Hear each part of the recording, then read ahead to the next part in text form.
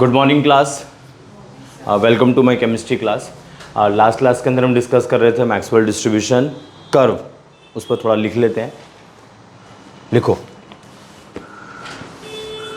For a collision to be effective, for a collision to be effective, ये तो मैंने आपको बता ही दिया था, एक बार रिवाइज कर लेते हैं थोड़ा सा। लास्ट क्लास में आपको मैंने बता दिया था all collisions are not effective, सारे कोलिजन्स इफेक्टिव नहीं होते हैं, certain collisions are effective and effective collisions are those collisions which lead to the product formation. ये हमने लास्ट क्लास में डिस्कस कर लिया था। लिखो, for a collision to be effective the colliding molecules must have energy more than threshold energy.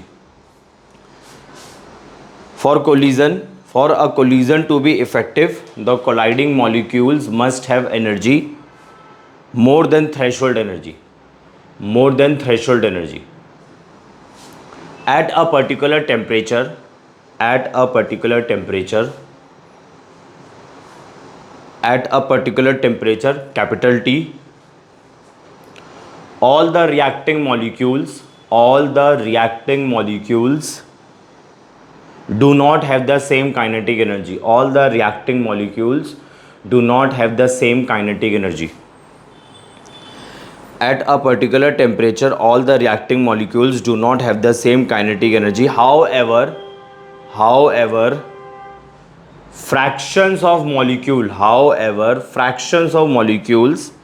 having a particular energies, however, a fraction of molecule having a particular energies at a particular temperature remains constant. However, fraction of molecules having a particular energies at a particular temperature remains constant. At a particular temperature, full stop करके, at a particular temperature, if fractions of molecules are plotted,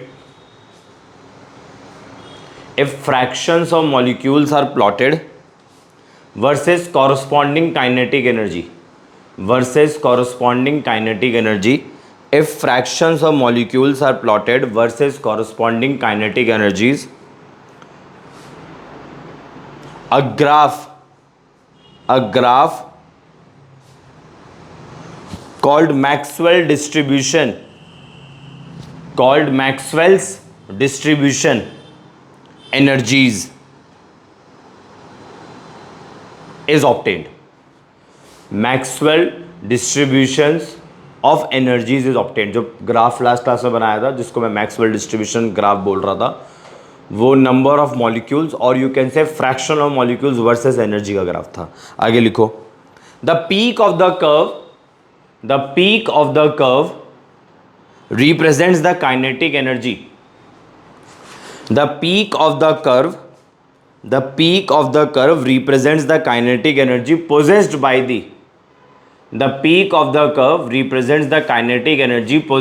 the maximum fraction of molecules. The peak of the curve represents the kinetic energy possessed by the maximum fraction of molecules and is called most probable kinetic energy.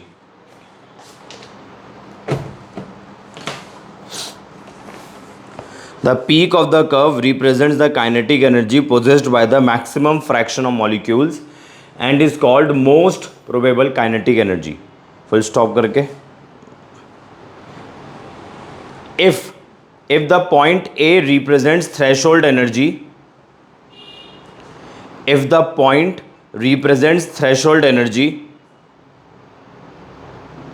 the shaded area ABCD, ये मैं अभी graph में mention करवा दूंगा, ABCD point.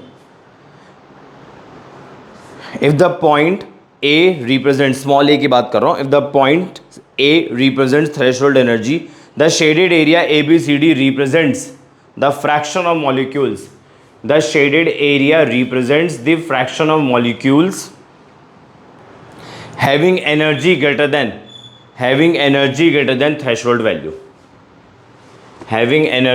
than threshold value.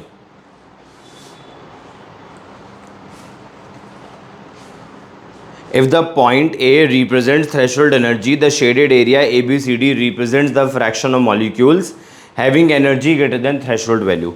Next line से लिखो, when the temperature is increased, when the temperature is increased to T plus 10 degree Celsius, when the temperature is increased to T plus 10 degree Celsius,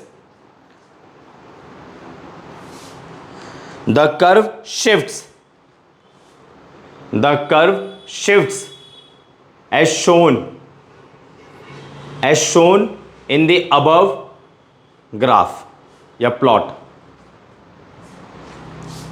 When the temperature is increased to T plus 10 degrees Celsius, the curve shifts as shown in the above graph. Now the fraction of molecules having kinetic energy now the fraction of molecules having kinetic energy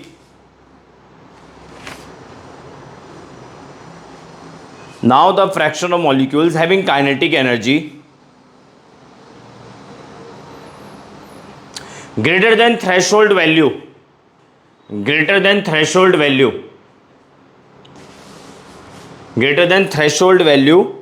is represented by the shaded area.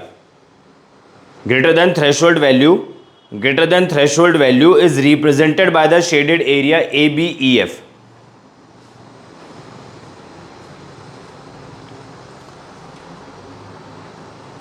Threshold value is represented by the shaded area ABEF, which is almost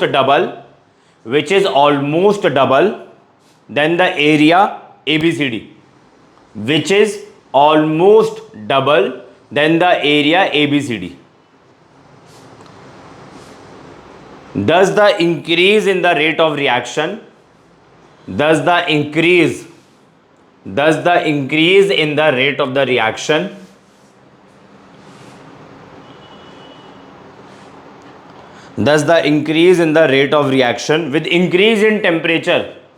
with increase in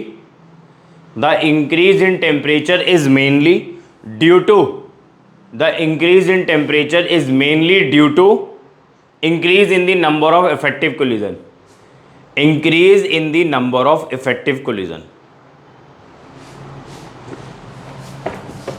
Thus the increase in the rate of reaction with increase in temperature is mainly due to the increase in the number of effective collision. तो last class में आपने plot draw करा था fraction of molecule versus energy का, उसमें एक बड़ी labelling देख लेते हैं. ऐसा ही कुछ हमने देखा था. ये आपका क्या था, फ्रैक्शन ऑफ मॉलिक्यूल था. इधर क्या था आपका, एनर्जी. इधर आपका एनर्जी था. ठीक है, प्लॉट कुछ ऐसा आया था हमारा. ये थ्रेशोल्ड एनर्जी हो गई. ये हो गया A B C D.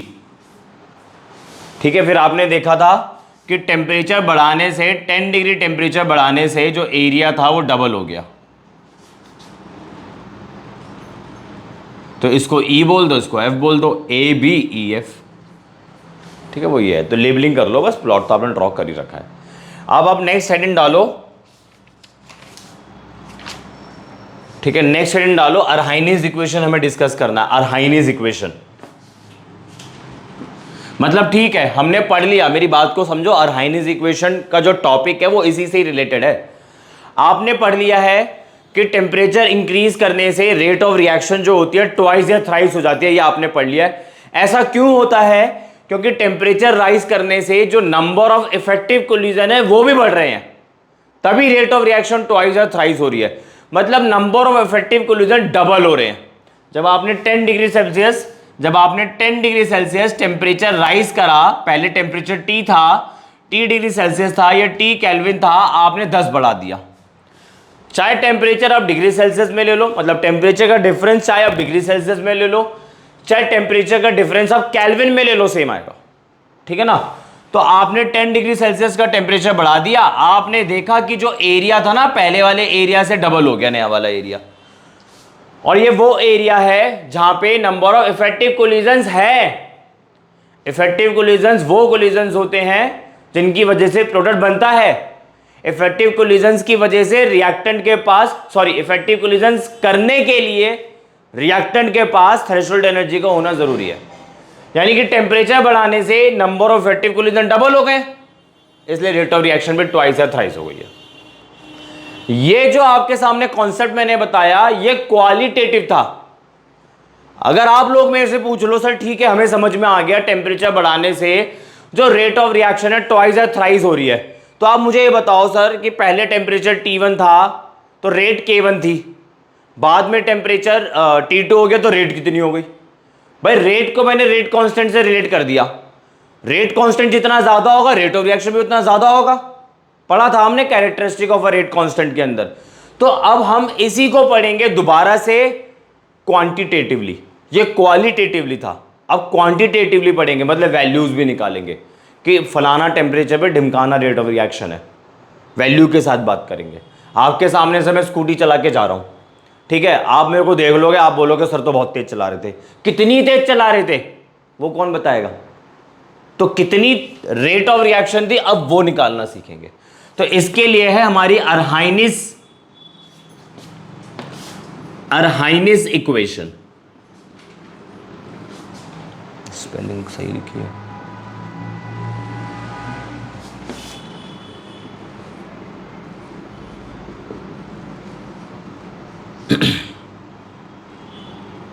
ठीक है जी, अर्हाइनिस इक्वेशन स्टार्ट करते हैं। K is equal to A e की power E A by R T, ठीक है ना। तो where K is a rate constant, K is a rate constant, ठीक है, जिसकी यूनिट होगी टाइम इनवर्स। अब जैसे ही मैं टाइम इनवर्स बोल रहा हूं तो आपको ऑटोमेटिकली क्लिक करना चाहिए कि ये जो रेट कांस्टेंट है फर्स्ट ऑर्डर रिएक्शन के लिए, क्योंकि हम लोगों ने पढ़ा था फर्स्ट ऑर्डर रिएक्शन के अंदर तो रेट कांस्टेंट की यूनिट होती है वो टाइम इनवर्स होती है। जो e की power minus E A by R T है ना, ये यूनिटलेस क्वांटिटी है, इसकी कोई यूनिट नहीं होती है, यूनिटलेस क्वांटिटी।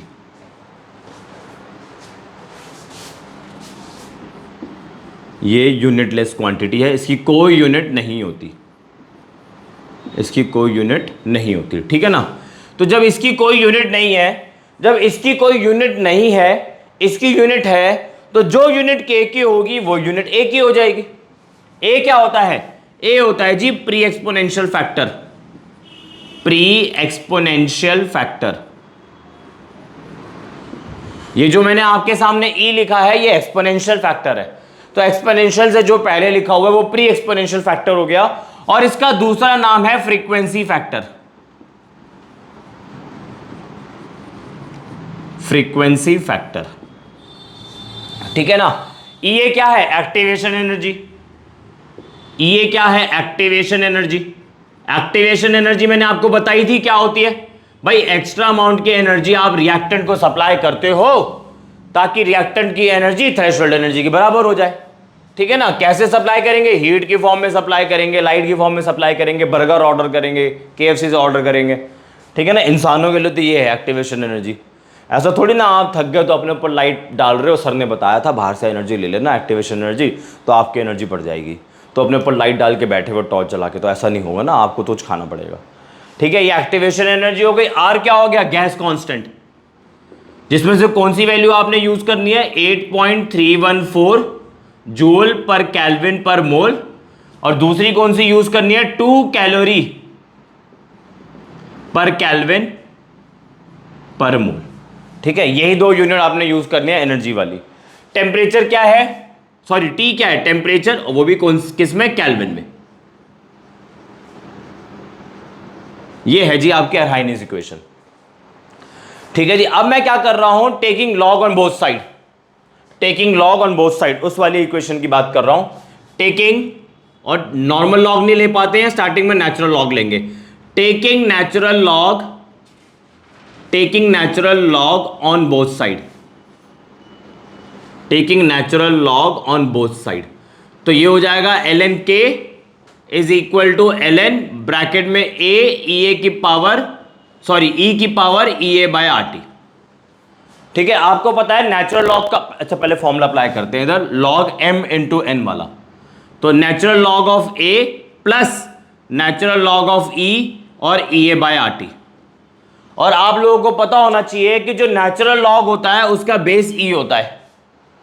तो जब बेस ई आ जाता है और उसके साथ वाला जो नंबर होता है, जो एंटिटी होनी चाहिए, मैं एग्जैक्ट वर्ड नहीं बोल पा रहा, लाइक ए है, तो इधर जो होगा और इधर जो होगा वो दोनों अगर सेम हो जाए तो 1 हो जाता है, वो हट ही जाता है फिर। तो इधर भी ई इधर भी ई, ये पूरा का पूरा हट जाएगा अब। तो इधर क्या आ जाएगा, ln a minus E A by R T.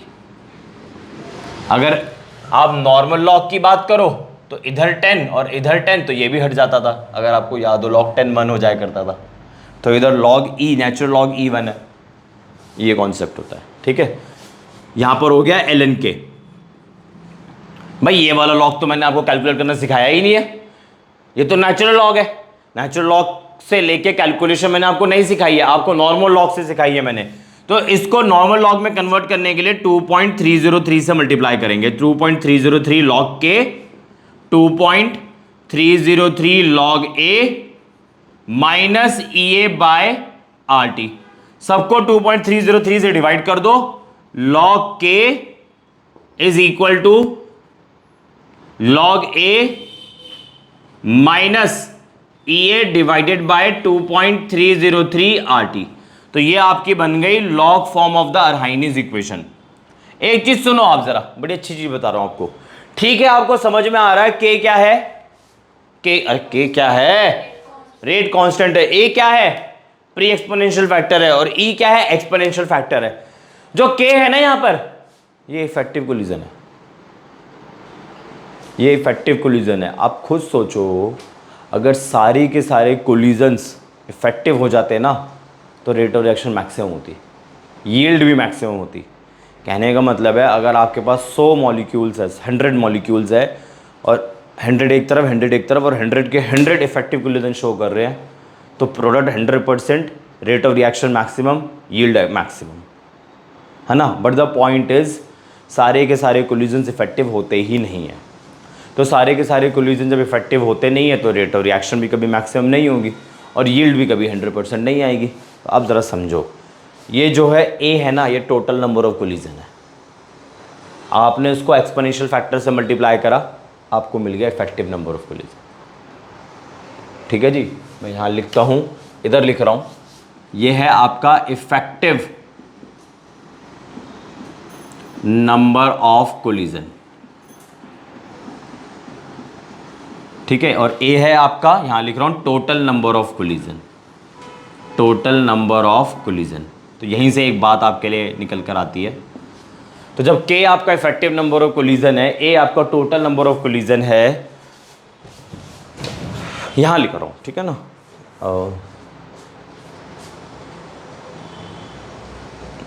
आप, मैं ऐसा कर रहा हूं, इसके नीचे ही लिख रहा हूं इधर, क्योंकि ना एक ऑर्डर बना रहेगा। तो के बाय ए क्या हो जाएगा बताना। जब के आपका इफेक्टिव नंबर ऑफ कोलिजन है, नीचे टोटल नंबर ऑफ कोलिजन है, तो इन दोनों के रेशियो को क्या बोलोगे आप लोग। मेरे पास 500 रुपये है, आपको उसमें से 200 रुपये दे दिया, कितना फ्रैक्शन दे दिया, कैसे निकालोगे। 200 बाय 500 करोगे ना, तो 200 बाय 500 1/4 होता है। इतना समझ में आ गया ना। टोटल नंबर ऑफ कोलिजन नीचे है, ऊपर आपने रख दिया है वो कोलिजन जो इफेक्टिव कोलिजन है, तो इसका रेशियो क्या हो जाएगा, फ्रैक्शन ऑफ इफेक्टिव कोलिजन भाई। और ये किसके इक्वल है, ई ए बाय आर टी। ये है आपका फ्रैक्शन ऑफ इफेक्टिव कोलिजन।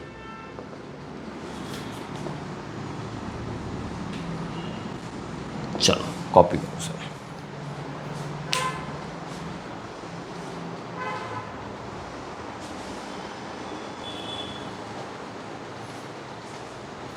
हाँ जी, एक चीज़ बताओ आप मेरे को, ये जो अरहाइनीज इक्वेशन है, इसके अंदर एक्सपोनेंशियल वाला फैक्टर तो यूनिटलेस क्वांटिटी है, ए की क्या यूनिट होगी।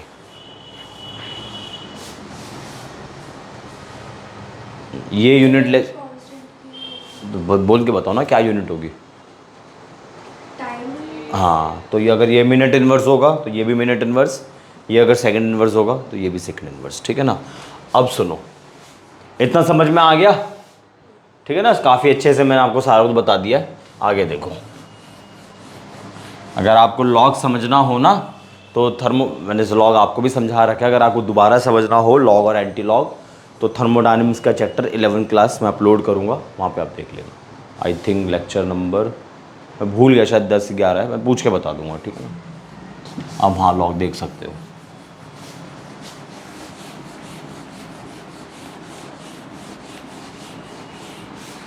ये बिल्कुल एंडिंग पर है हम चैप्टर के, ये टॉपिक अभी ख़त्म हो जाएगा और इसके बाद कैटलिस्ट वाला टॉपिक और क्वेश्चन है बस। अब देखो, मैं अरहाइनिस इक्वेशन वहाँ से कॉपी कर रहा हूँ, ये लॉग फॉर्म है आपकी अरहाइनिस इक्वेशन की। लॉग के is equal to log A minus E A by 2.303 RT, ठीक है ना।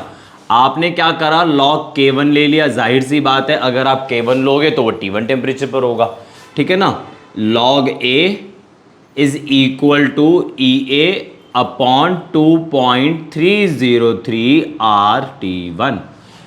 सोचने वाली बात यह है, मैंने आपको यहां बता दिया, नहीं अभी बताते, एक मिनट एक इक्वेशन और लिखता हूं फिर पूछता हूं। log K2, अब आपने क्या करा, टेम्परेचर बढ़ा दिया, टेम्परेचर बढ़ा दिया तो रेट ऑफ रिएक्शन भी बढ़ेगी, रेट ऑफ रिएक्शन बढ़ेगी तो रेट कांस्टेंट भी बढ़ेगा। तो log K2 is equal to log A और E A divided by 2.303 RT2। सोचने वाली बात यह है कि जब मैंने टेम्परेचर बढ़ाया तो रेट कांस्टेंट भी बढ़ गया, तो एक्टिवेशन एनर्जी में क्यों नहीं कोई चेंज आया। एक्टिवेशन एनर्जी, जाहिर सी बात है कोई सी भी एनर्जी आप ले लो, टेम्परेचर बढ़ाओगे तो एनर्जी तो वो बढ़ती ही बढ़ती है ना। तो एक्टिवेशन एनर्जी में कोई क्यों नहीं चेंज आया। तो अब एक बात सुन लो आप, एक्टिवेशन एनर्जी भी टेम्परेचर पर डिपेंड करती है, बट यहाँ पे एक अजम्पशन है इस आपके इस क्लास के अंदर कि एक्टिवेशन एनर्जी हम कंसीडर करेंगे टेम्परेचर इंडिपेंडेंट, ठीक है ना, वरना ये भी टेम्परेचर पे डिपेंड करेगी, ठीक है ना। ये इक्वेशन 1 हो गई, ये इक्वेशन 1 हो गई, ये इक्वेशन 2 हो गई। सब्ट्रैक्ट इक्वेशन 1 फ्रॉम 2, तो log K2 minus log K1, सही है ना। अब ये पूरा लिख लो, log A minus E A upon 2.303 RT2 minus log A minus minus plus E A divided by 2.303 RT1, ठीक है जी। यहां से log A टाटा बाय बाय हो गया, ठीक है। log K2 बाय K1 बन गया इधर, तो भाई फॉर्मूला लगा दो log m बाय n का, तो log K2 बाय K1, ठीक है। इसके बाद देखो EA 2.303R कॉमन ले लो, EA 2.303R कॉमन ले लिया। पहले आप लिखो 1/T1 माइनस यहां से आया फिर 1/T2, ये लो जी, ये आपकी इक्वेशन तैयार होगी। यही वाली आपकी इक्वेशन सबसे ज्यादा यूज होगी और ये वाली भी यूज होती है। और यहां पे एक पॉइंट लिख देता हूं मैं, जो एक्टिवेशन एनर्जी है टेम्परेचर इंडिपेंडेंट मैंने कंसिडर करी है, टेम्परेचर इंडिपेंडेंट, टेम्परेचर इंडिपेंडेंट, ठीक है जी। अजम्पशन है एक, एज्यूम करा मैंने इधर, वरना ये इक्वेशन और कॉम्प्लेक्स हो जाएगी। तो आपको अरहाइनिस इक्वेशन मैंने ख़त्म कर दिया है, ठीक है ना। पहले क्वेश्चन करते हैं, फिर एक्टिवेशन एनर्जी का टॉपिक देखेंगे, सॉरी एक्टिवेशन एनर्जी कह रहा हूँ, कैटलिस्ट का टॉपिक देखेंगे। तो हाँ, नहीं प्लॉट भी है, प्लॉट भी ड्रॉ कर लेते हैं, प्लॉट भी दिख गया मेरे को। log K वर्सेस 1/T का प्लॉट बनाना है, plot of log K versus 1/T। तो मैंने आपको सिखाया ही है, जब भी आप, एक minute, log K versus 1/T, जब भी आप प्लॉट बनाएंगे ना तो सबसे पहले तो आप वो इक्वेशन ढूंढो जिसको यूज करके आपने ये वाला प्लॉट बनाना है। तो इक्वेशन लेफ्ट में ही है, ठीक है ना, इक्वेशन लेफ्ट में ही है।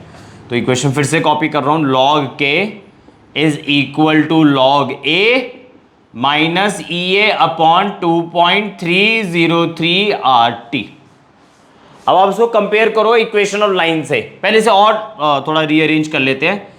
EA upon 2.303 RT plus log A which is equal to log K, y is equal to mx plus c, जिसमें से y कौन हो जाएगा, log K, x क्या हो जाएगा 1/t, इंटरसेप्ट क्या हो जाएगा log A, स्लोप क्या हो जाएगा भाई 1/t को छोड़ के जो बचा वो स्लोप है। तो m is equal to minus EA upon 2.303 R, और मैं देख सकता हूं जो स्लोप है मेरा नेगेटिव आ रहा है, तो डाउनवर्ड बनेगा आपका प्लॉट।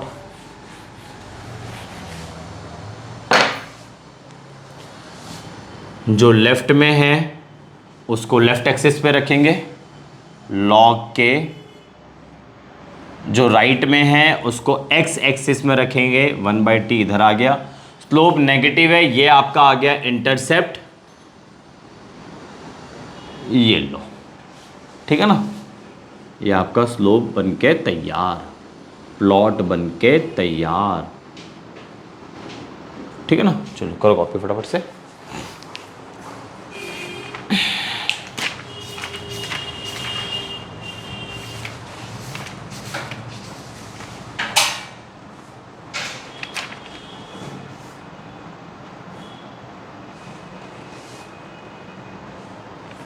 एक बार एनसीईआरटी दिखाओ, एनसीईआरटी में कौन से क्वेश्चंस करे हमने।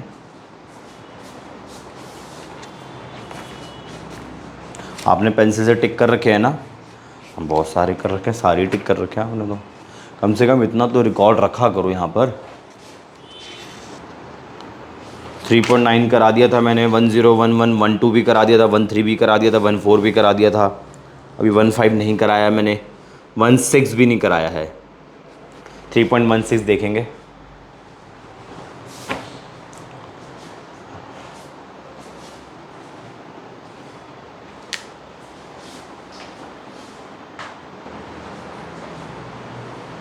हाँ जी क्लियर है, यहाँ पे मिस्टेक है, स्लोप में यहाँ टी नहीं आया, ठीक है। चलो 3.16 एनसीईआरटी 3.16 एनसीईआरटी 3.16 एनसीईआरटी 3.16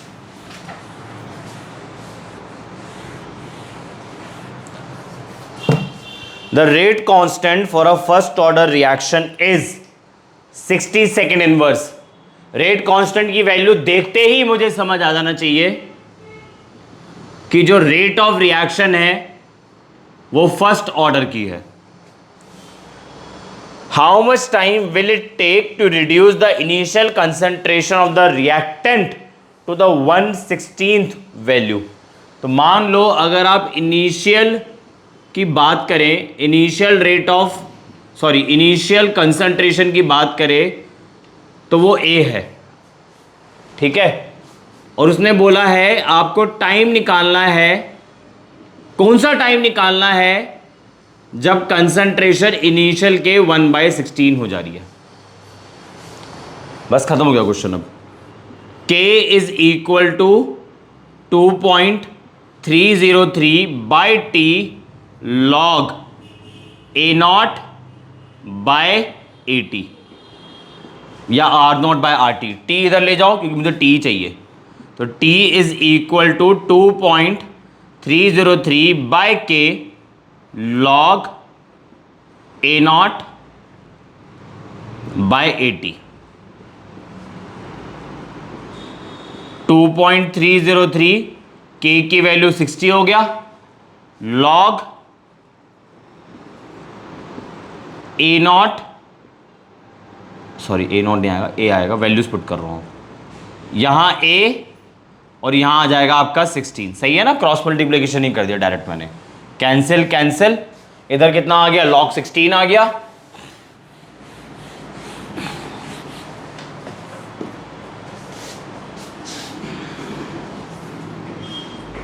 2.303/60 log 16। एक बार log 16 की वैल्यू निकाल लेते हैं।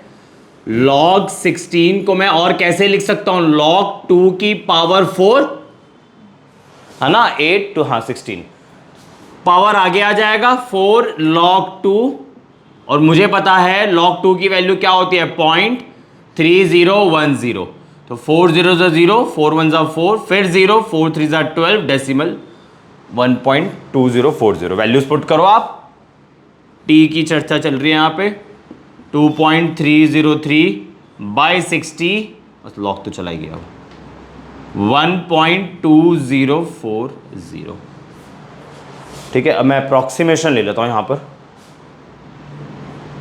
2.303 को 2.3 ले लेता हूँ, 1.2040 को 1.2 ले लेता हूँ। इधर मैं कुछ नहीं कर सकता, ठीक है ना। तो इसको मल्टीप्लाई करते हैं। 2 3 6, 2 2 4, 6 7 2, 2.76 आ जाएगा।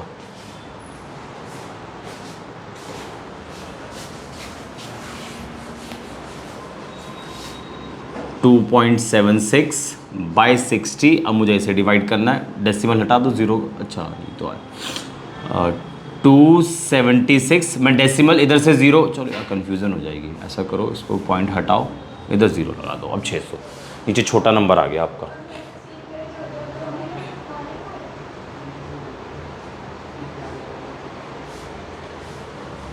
दो हटे 2 0 आएगी, काफ़ी छोटा नंबर आ गया। टी की वैल्यू बहुत छोटी आ रही है क्या?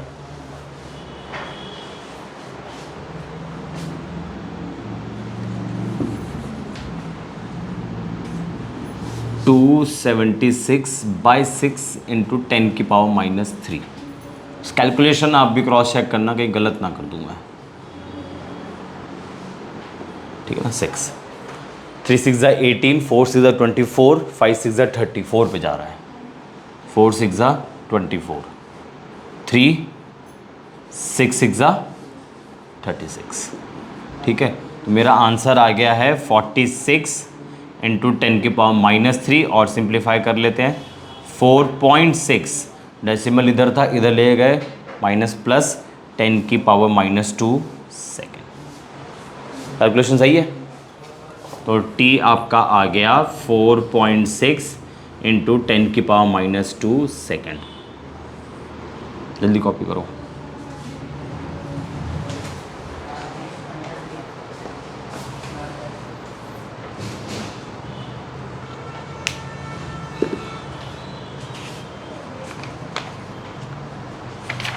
अब क्या रह गया बता देता हूँ। एक छोटी सी थ्योरी रह गई है, कोलिजन थ्योरी, जिसमें से मैंने आपको कुछ कॉन्सेप्ट्स ऑलरेडी बता दिए हैं, नंबर 1। नंबर 2, क्वेश्चंस रह गए हैं, मतलब जैसे अरहाइनीज इक्वेशन कराई, आज अरहाइनीज इक्वेशन में क्वेश्चंस रह गए। Number 3, catalyst. ख़त्म करने के लिए चैप्टर बोलूँ तो एक ही क्लास है, अच्छे से ख़त्म करना चाहते तो 2-3 क्लास आया और 2-3 क्लासेस और ऐड कर दो क्वेश्चंस के लिए, ठीक है। तो अभी यहीं रोक देता हूँ मैं क्लास को, ठीक है। बाकी नेक्स्ट क्लास में देखते हैं। मेरी क्लासेस के साथ जुड़े रहने के लिए मेरे चैनल को सब्सक्राइब करें, और अगर मेरी वीडियो आपको पसंद आती है तो उसे लाइक ज़रूर करें, और दोस्तों के बीच में शेयर करना मत भूलना। Thank you.